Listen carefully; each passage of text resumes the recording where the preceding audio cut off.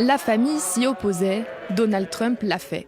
Lundi, l'administration américaine a déclassifié pas moins de 230 000 pages d'archives sur l'assassinat de Martin Luther King en 1968.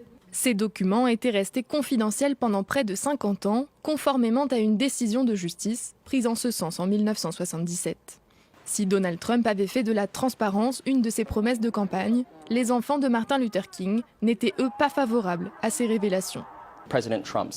Le président Trump a expliqué au début de son mandat que la publication de ces documents serait importante pour assurer la transparence et la vérité au sein de la nation tout entière.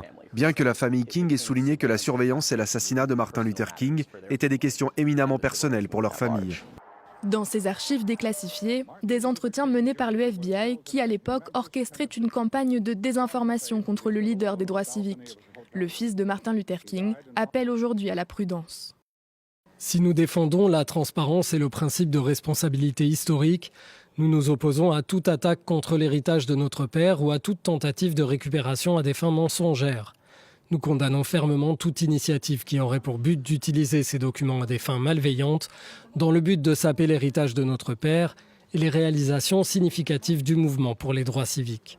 Pour la plupart des critiques de Trump, à gauche comme à droite, cette révélation ne vise ni plus ni moins qu'à détourner l'attention de la controverse en cours concernant la possible implication du président américain dans l'affaire du prédateur sexuel Epstein.